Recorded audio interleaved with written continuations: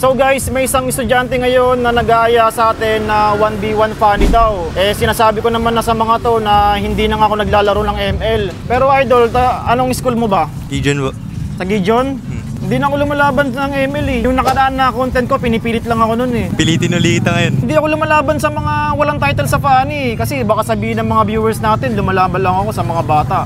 Kung napansin mo yung nakaraan na content ko, talaga may mga title yun sa funny. Hindi yun basta-basta. Ikaw, ano bang title mo, idol? Wala naman pero gagalingan ko. Mataas ba win rate mo? Patingin nga ng account mo, idol. Uy, meron din ah.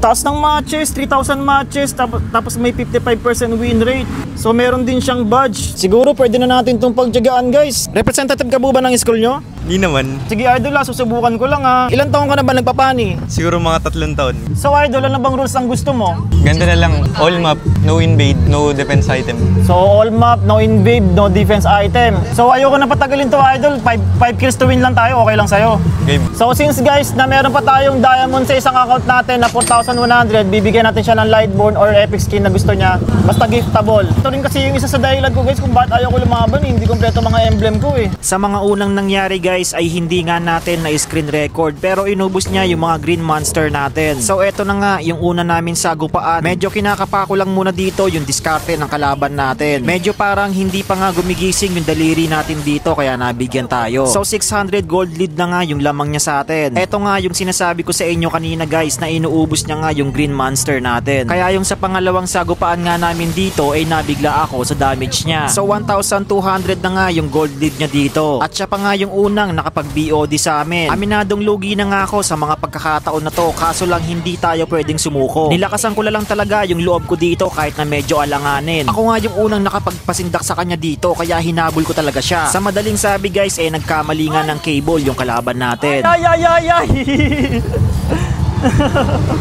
Di ko makalain na makakachamba tayo. At yung sa pang-apat nga na sagupaan namin ay hinintay ko talaga siya dito na mag-def. Alam ko rin sa mga pagkakataon na to na wala siyang blue buff kaya wala na siyang magagawa dito. Talagang lakasan lang talaga ng loob.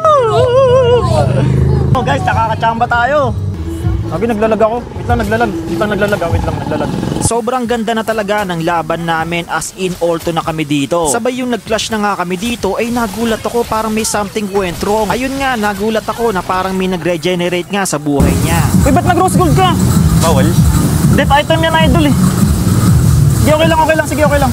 Yan na nga yung dating pinagtatalunan ng mga ibang streamer. Kasama talaga yan sa mga pinag-uusapan. Medyo lugi na talaga tayo dito dahil sobrang daya ng rose gold na yan. Pero ako guys, gugustuhin ko man pero susunod pa rin ako sa pinag-usapan namin na rules. At tignan nyo dito yung sobrang laki ng kaibahan talaga. Yung tipong parehas lang kami ng item at ako pa nga yung unang nakapag-deal sa kanya ng damage ito nga yung kadayaan ng rose gold. May rose gold eh. Ma-activate yung rose gold niya. At yung sa hindi nga inaasahan umabante nga yung mga creeps dito. Wag! Yala! Gagi! Uy, gago! Wala, boss, tinapos. Uy, gagi. Nice game pa rin na idol. Ang lupit na ito guys. Kaso lang, yun nga, hindi lang sumunod si idol sa rules natin na no def item. Pero nasa attack kasi yun eh. Hindi, ano yun eh, def yun eh. Magre-regenerate yung buhay mo dun eh. Bawal nga rin yung boots na ginawa mo eh, yung physical boots. Pero okay lang yun, nice game pa rin sa'yo, idol. Baka may shoutout ka pala.